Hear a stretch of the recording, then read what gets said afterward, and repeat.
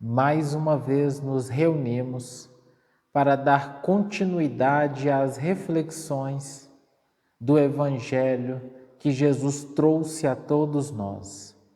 Elevemos o nosso pensamento. Mestre querido de amor,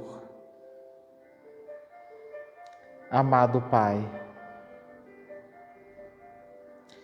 agradecemos por termos acesso a estes ensinamentos tão profundos e significativos do Teu Evangelho de luz. Amado Jesus, neste assunto que vamos trabalhar hoje, rogamos o Teu amparo para que consigamos fazer essa viagem interior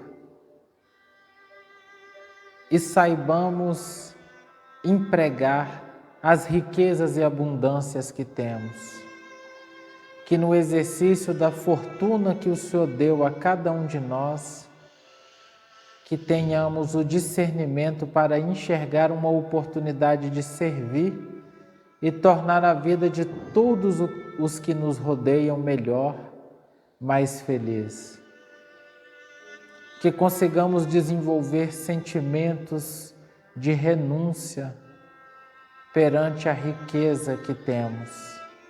Que consigamos usar essas fortunas para servir e sejamos depositários fiéis, bons administradores, para multiplicar a fraternidade, a caridade e o amor. Sê conosco, Mestre querido Jesus, hoje e sempre. Que assim seja. Nós estamos trabalhando o capítulo 16 do Evangelho segundo o Espiritismo. Não se pode servir a Deus e a Mamon. E hoje nós vamos conversar um pouco sobre os itens 11, 12 e 13, intitulado de O Emprego da Fortuna. Não podeis servir a Deus e a Mamon. Entende bem isso. Vós a quem o amor do ouro domina, vós que venderíeis vossa alma para possuir tesouros, porque eles podem vos elevar acima dos outros homens e vos dar as alegrias da paixão. Não podeis servir a Deus e a Mamon. Se, pois, sentis vossa alma dominada pelas cobiças da carne, apressai-vos em sacudir o jugo que vos oprime, porque Deus, justo e severo, vos dirá: que fizestes despenseiro infiel dos bens que te confiei? Esse poderoso móvel das boas obras não fizeste servir senão a tua satisfação pessoal. Qual é, pois, o melhor emprego da fortuna? Procurai nestas palavras: amai-vos uns aos outros. A solução do problema aí está, o segredo de bem empregar as riquezas. Bem, nessa nossa palestra, nossa troca de ideias, quando seguimos as palavras de Jesus para o melhor emprego da fortuna, amai-vos uns aos outros. No Livro dos Espíritos, na pergunta 814, Kardec se refere à espiritualidade perguntando: por que Deus deu uns riqueza e poder e a outros a miséria? E a espiritualidade responde: para experimentar cada um de maneiras diferentes. Aliás, vós já o sabeis. Essas provas não foram impostas, foram os próprios espíritos que escolheram, e muitas vezes elas fracassam. E aí na pergunta 815 ele reafirma: qual das duas provas é a mais terrível para o homem? A miséria ou a riqueza? Tanto uma como a outra, porque a miséria provoca lamentação contra a providência divina e a riqueza estimula todos os excessos. Mas aqui Jesus se refere como amai-vos uns aos outros, não é a fortuna moedada. É a fortuna que ele nos dá como talentos. Ele é bem claro na parábola dos talentos, quando o Senhor dá a um 5 talentos, a outro 3 talentos e a um talento. Através do desenvolvimento das virtudes, eles devolvem os talentos multiplicados, sendo que o último, que ele deu um só talento, enterra o talento. Bom, nós nos referindo assim à fortuna, podemos citar um exemplo. Quando uma pessoa vai num shopping, compra um eletrodoméstico, vai numa concessionária, compra um carro, daí você tem bônus, você tem X de bônus para aquela compra. E você tem um período de garantia, voltando ao amor divino. Você chega aqui nessa encarnação e aí você tem um bônus. São talentos que ele nos concede. E o tempo de garantia?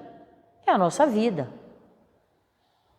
Porque quando alguma coisa falha, nós podemos recorrer ao Pai, ao Criador.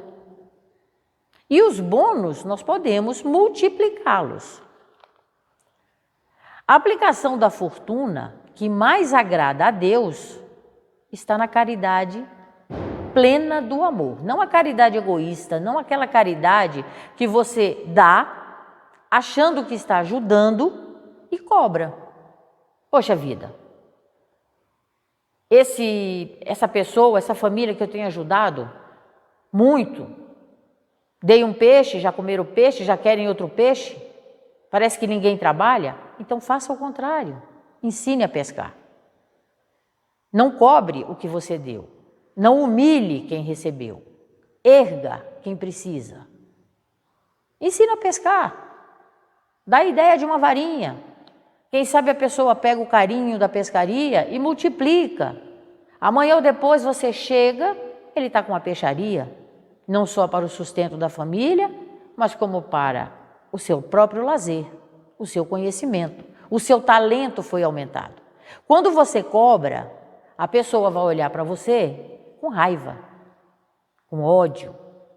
Mas quando você ensina e passa-lhe o conhecimento sem a humilhação, para que ele desenvolva a virtude, ele vai te olhar com gratidão. Porque a beneficência é o campo onde mais se pode empregar a fortuna. A gente já ouviu falar naquele ditado que diz: é mais fácil um camelo passar pelo buraco de uma agulha do que um rico entrar no reino de Deus. E é verdade, porque a riqueza estimula excessos, e excessos, muitas vezes, são arrogâncias, sabe? São discrepâncias de uns para com outros. Quer dizer, você pode ser um rico, ter propriedades, ter fazendas e semear bem a sua plantação. Digamos que dentro de nós existe um campo imenso para a semeadura. Aí Deus nos concede alguns talentos que, com benevolência, com caridade, no exercício do amor ao próximo, nós plantamos, nós semeamos, fazemos uma boa semeadura. O campo frutifica. Nosso bem-estar cresce, floresce, amadurece e você, aproveitando, resplandece. Esse é o que Deus espera da gente. Porque muitas vezes nós escondemos os nossos talentos, nós não multiplicamos. E Deus não condena a riqueza de ninguém. Ele nos dá, inclusive, como usufruto, talentos que nós podemos desenvolver da melhor forma possível. Mas funcionamos aqui como usufrutuários desses talentos. Porque ele nos concede a riqueza para que nós possamos, através dela, nos transformarmos e não apresentarmos sempre a mesma performance. Você fica 300 encarnações Ele muda seu corpo, ele muda seu jeito de ser, ele muda seus talentos, mas você continua o mesmo, você não muda. Então ele não condena quem é rico porque ele deu condições de ser rico. Ele condena o mau uso que você faz da riqueza. E ele não condena, ele simplesmente não compartilha, mas ele abraça o infeliz que não soube usar os seus talentos. Porque Deus não compartilha o mau uso que você faz, mas Ele te orienta para um novo uso do que Ele vai te recompor. A fortuna moedada, ela é adquirida. Talvez você nasça numa família rica, uma família de posses, e talvez você faça a sua fortuna moedada pelo seu conhecimento, pela sua capacidade de trabalho, pela maneira como você vive, como você multiplica os talentos que Deus te deu, possa te dar uma fortuna moedada, mas para que você, com as suas sobras, ajude aqueles que ainda não têm esse conhecimento, sem humilhação, mas com devoção, com amor, com a gratidão de que o Pai me deu para que eu possa compartilhar com todos aqueles merecedores também de uma evolução espiritual. Isso é um talento muito bem recompensado. Você vai mudar o seu ser, você vai crescer, você vai ser melhor. Porque quando a gente faz o bem, a gente se sente bem. Quando trabalhamos no bem, nós crescemos. E nós multiplicamos. Porque a verdadeira fortuna é a que nos proporciona as virtudes que praticamos e das quais nos cercamos. E essas virtudes é que nos trarão um crescimento maior e melhor na nossa transformação moral. Porque tudo tem a ver com a nossa evolução. A nossa transformação tem a ver com todo esse capítulo, todo o Evangelho, todas as leis de Deus, porque a lei dele é bem clara. Amai a Deus sobre todas as coisas, de todo o teu ser, de todo o teu coração, por toda a tua vida, e ao teu próximo como a ti mesmo. Esse foi o questionamento que o doutor das leis fez a Jesus antes da sua Páscoa final, da sua crucificação. Ele questionou, perguntando a Jesus como faria para ter vida eterna. E Jesus diz: o que diz a lei e como tu as lê. E aí o doutor das leis, se achando o máximo do máximo, responde a ele: amai a teu Deus de todo o teu coração, em todo o teu ser, por toda a tua vida, e ao teu próximo como a ti mesmo. E Jesus responde: muito bem, faz isso e entrarás na vida eterna. Simples assim, não é? Então, se nós amamos ao nosso próximo como a nós mesmos, nós vamos fazer o que gostaríamos que fizessem a nós. Uma parábola de Jesus se encaixa com outra impressionantemente bem. Se a gente for ver cada detalhe de cada parábola, tudo quer dizer exatamente o que diz a lei. E de tantas as leis que inventaram na época, que se refizeram os doutores da lei, foram resumidas essas duas, que quer dizer absolutamente tudo. Por quê? Se nós formos pensar bem, a beleza física é passageira, a propriedade é temporária, a fortuna amoedada pode ser simples atributo da máscara humana que o tempo transforma, não é? O tempo pode acabar com isso tudo. Pode ser bônus. E o bônus dura o que você aplica. Se você ganha um bônus de R$200 e aplica bem aplicado, você pode multiplicá-lo em 1.000, em 2.000, em 3.000. Depende da sua capacidade e da aplicação. Se você ganha um bônus da beleza, da propriedade, se você usa com gratidão, com benevolência, com empatia, a tua fortuna, você pode multiplicá-lo também, ou não. Amealhemos bondade e cultura compreensão e simpatia. Porque sem o tesouro da educação pessoal, é inútil a nossa pretensão aos céus. Cresçamos, irmãos, na virtude e incorporaremos a verdadeira sabedoria.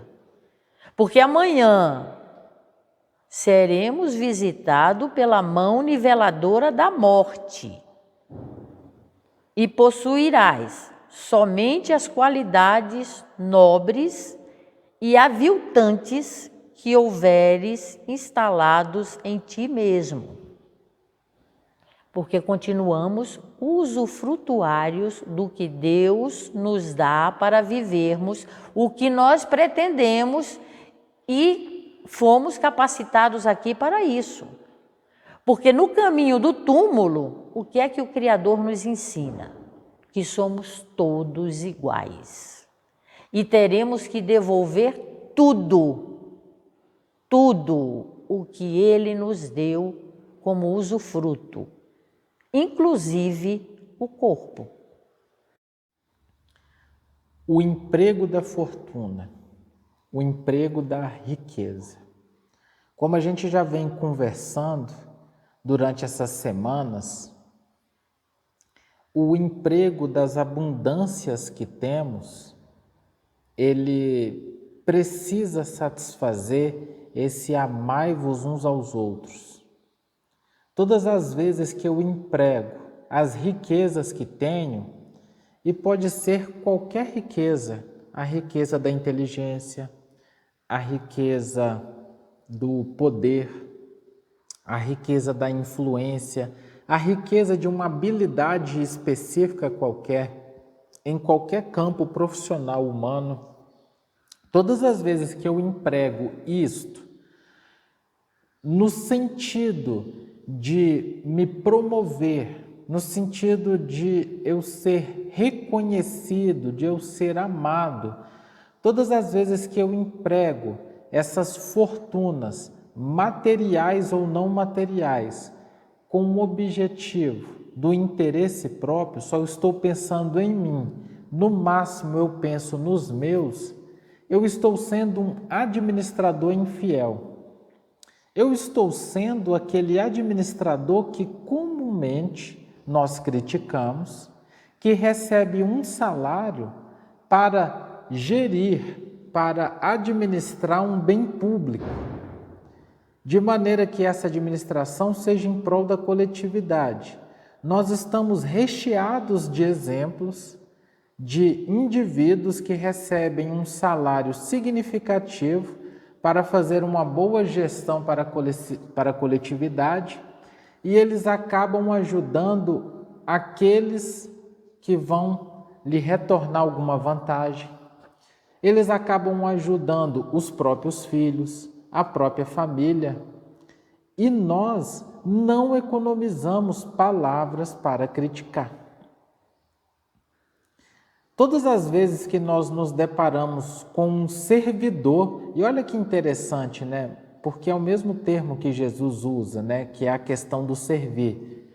Todas as vezes que nós nos deparamos com um servidor público, aquele que deveria servir a coletividade, que é o convite de Jesus para nós. E esse servidor, na sua função, age em benefício próprio, nós o acusamos, nós o julgamos. E o servidor público, ele age em benefício próprio quando ele trabalha de má vontade, quando ele abandona o trabalho antes do horário previsto, quando ele falta um dia de trabalho, quando falta proatividade, né? Nós podemos pegar um exemplo muito comum. Nós vamos muitas vezes numa repartição pública para resolver um problema e ao chegar lá ele diz, está faltando este documento, está ótimo, eu retorno, providencio e ao chegar lá novamente ele diz, mas está faltando também este. E aí comumente nós dizemos, poxa, mas por que já não falou tudo o que faltava, que eu já providenciava tudo? Então, quando nós deparamos com essa falta de proatividade, com esse envolvimento, com esse sentimento, com essa boa vontade, nós também criticamos. Então, nós estamos envoltos no plano material de um número enorme de exemplos, onde nós sabemos orientar o que seja servir bem. Nós sabemos orientar qualquer servidor público, qualquer indivíduo que tenha por função servir a coletividade, qual a melhor forma de agir. Agora, vamos voltar esse olhar para nós. Diante das riquezas que temos, volto a dizer, material e não material, nós temos servido a coletividade com paciência, com proatividade, com amor. Ou quando eu tenho uma riqueza, eu ajo de má vontade. Se eu sou rico de paciência e encontro alguém que não a tem, como tem sido a minha conduta? Se eu sou rico de inteligência e encontro uma pessoa que trabalha comigo, que tem um raciocínio um pouco mais lento, o que eu faço? Eu dou da minha abundância e ajudo ela a crescer, ou eu atropelo esse espírito, essa pessoa com as minhas exigências?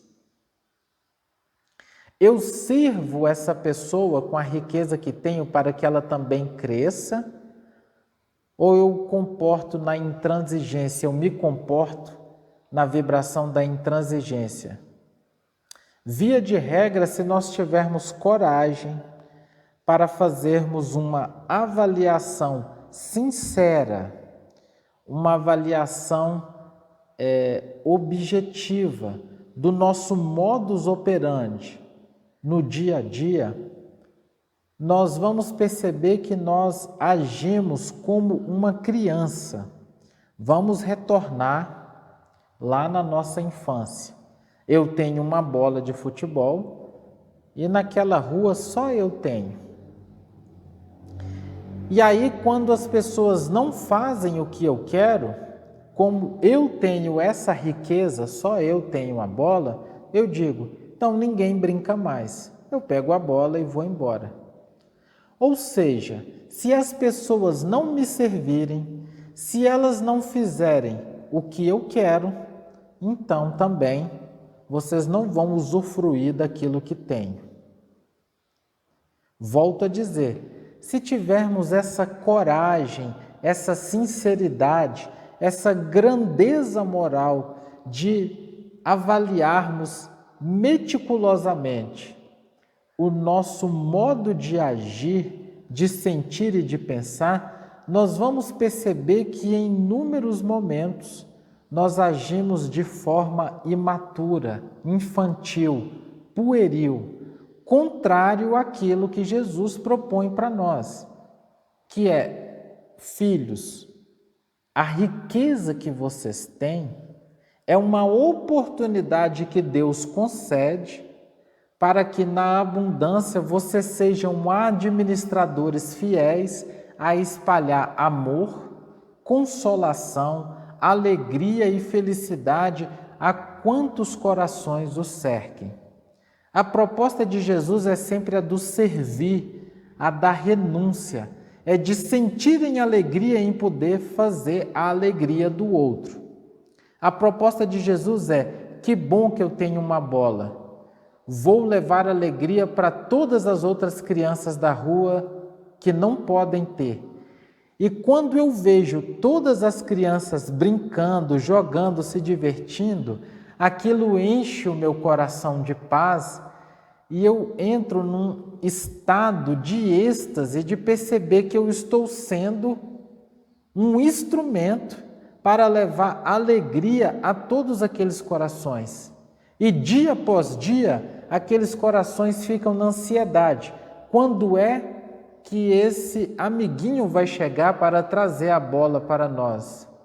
E mais do que isso, quando a bola fura, eu retorno e fico pensando, meu Deus, como é que eu vou fazer para consertar esse furo? Eu preciso de dinheiro para levar em algum lugar para consertar essa bola. Preciso de juntar mais dinheiro para comprar uma bola melhor. Olha a diferença. E a gente passa a se nutrir dessa felicidade do outro. Este é o amor, que nasce dessa renúncia, que nasce do dar de si, de tornar a vida dos outros melhor. Como é que nós temos empregado as nossas riquezas? Nós somos donos de inúmeras bolas de futebol. Volto a dizer, nós somos donos da bola de futebol da paciência, nós somos donos da bola de futebol da disciplina, da obediência, da riqueza material, da inteligência. Nós somos donos da bola de futebol do amor, do saber se colocar no lugar do outro. Mas o que é que nós temos feito desses brinquedos nessa comparação que temos perante as outras crianças da rua? Qual tem sido o nosso comportamento? Tem sido de julgamento? Tem sido de interesse próprio? Só eu brinco? E, além disso, eu ainda faço questão de tirar foto e falar, olha aqui, ó, só eu tenho esse brinquedo. Que graça tem isso? O convite de Jesus é para que a gente consiga transcender a matéria e, diante das riquezas que possuímos, nós possamos dar dessas fortunas para o crescimento de todos. Nós precisamos entender, enxergar e sentir o tempo espiritual do outro. Vamos colocar um exemplo prático nessa comparação do espírito. Eu sou rico da capacidade de me relacionar. Ao longo das inúmeras encarnações, eu desenvolvi essa capacidade de me doar, da fraternidade. Eu sou rico nesse aspecto.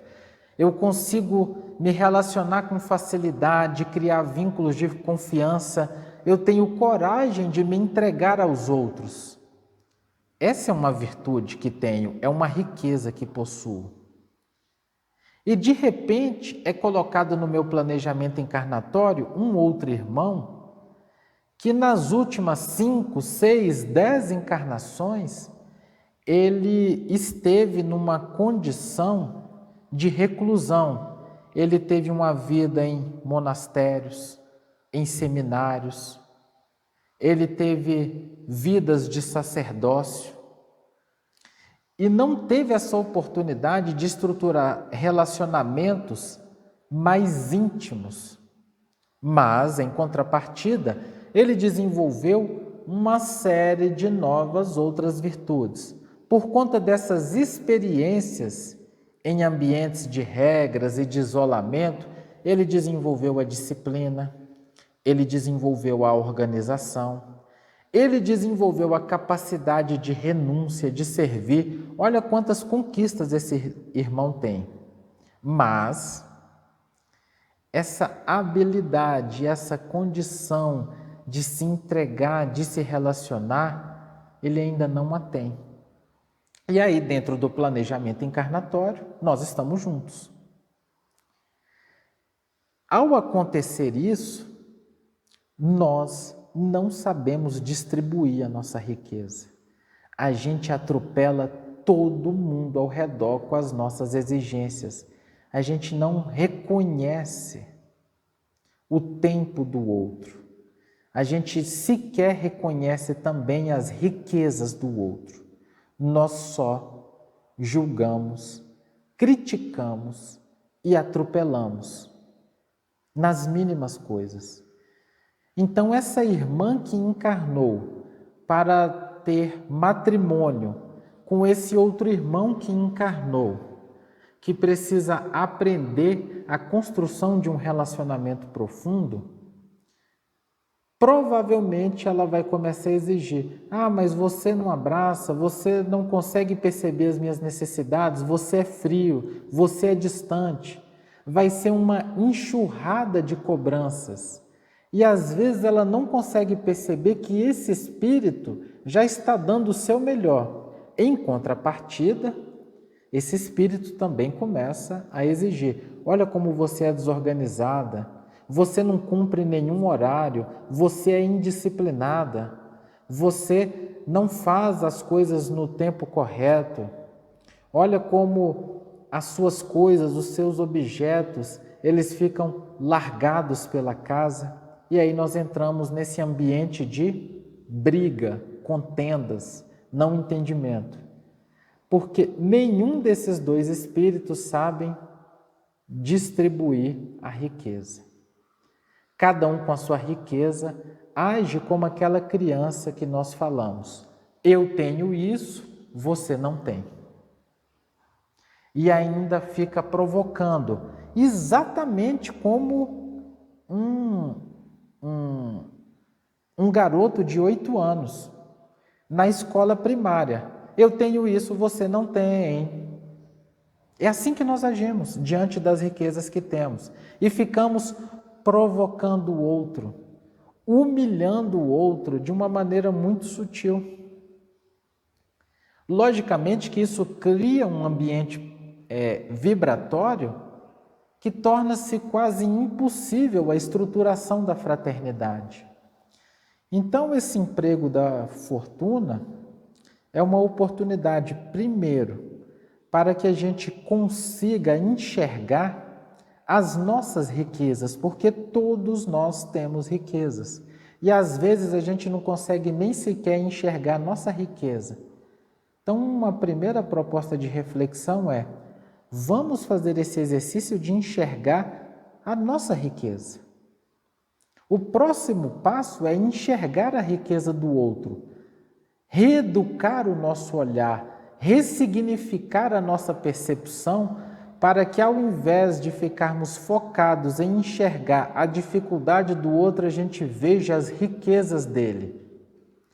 E ao invés desse espírito ficar cobrando desse outro espírito atenção, que ele não sabe amar, por que não mudar esse olhar e começar a enxergar: nossa, olha como meu marido é organizado, disciplinado, e ele consegue se colocar em segundo lugar em tudo. Gente, como ele tem essa virtude do servir. Preciso aprender com ele.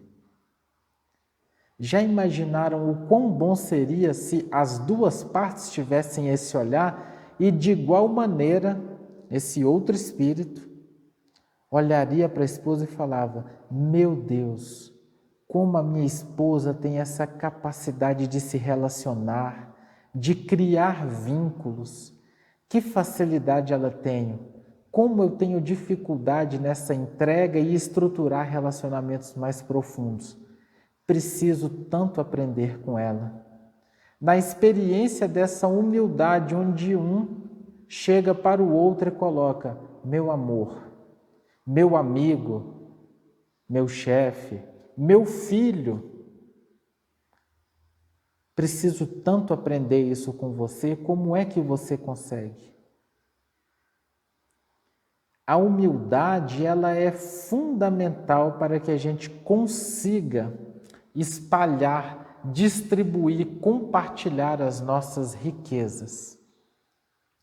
Quando nós conseguirmos empregar as nossas fortunas materiais e imateriais para promover o crescimento do outro e para levar felicidade ao outro, quando nós conseguirmos empregar as nossas riquezas e fortunas em benefício de todos que nos cercam, e não só em meu benefício e dos meus, quando nós conseguimos espalhar essas benesses e entender que somos todos irmãos, o meu vizinho é meu irmão, o irmão que está sem comer na rua é meu irmão, todos são meus irmãos.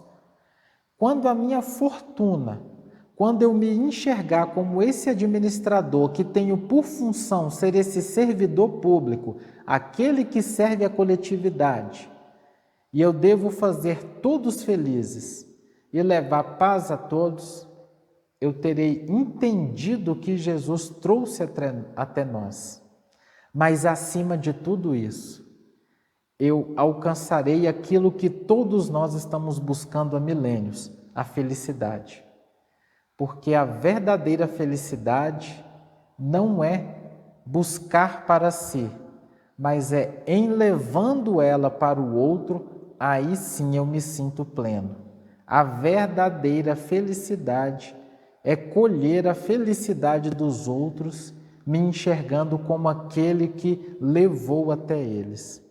Isso sim é ser feliz. É quando nós servimos que nós construímos a paz.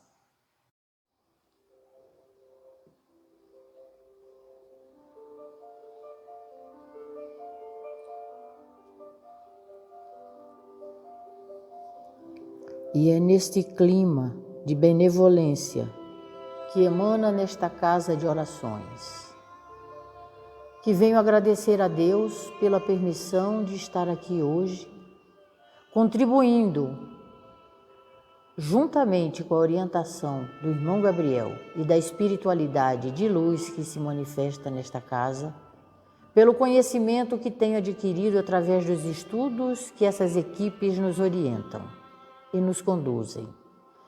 Agradeço a Deus, a Jesus por nos abraçar amorosamente, a espiritualidade que desponta em cada canto e recanto desta casa, ao irmão Gabriel, pela sua luz e orientação para conosco, para que tenhamos uma vida melhor, transformadora, um verdadeiro amor, através da caridade, da sabedoria, da justiça divina, em forma de amor pleno e absoluto, para que possamos levar a cada um dos nossos próximos o carinho e o amor que Jesus nos ensinou, sendo Jesus Cristo nosso modelo, guia e referência, que a todos nos ampara em sua imensa bondade. Desejo a todos que nos escutam, a todos que aqui comparecem, encarnados e desencarnados, para receber o verdadeiro fluido do amor divino. Que tenhamos uma boa semana, que tenhamos uma bela pátria, que Deus nos proteja. A minha imensa gratidão por estar nesta terra de Ismael, para que possamos receber a era nova que está chegando. Que tenhamos a compaixão divina por que e para que estamos passando. Que Deus nos abençoe, Jesus Cristo nos guarde e as equipes de luz do irmão Gabriel nos conduzam sempre a um caminho pleno e absoluto. O meu eterno agradecimento. Que assim seja.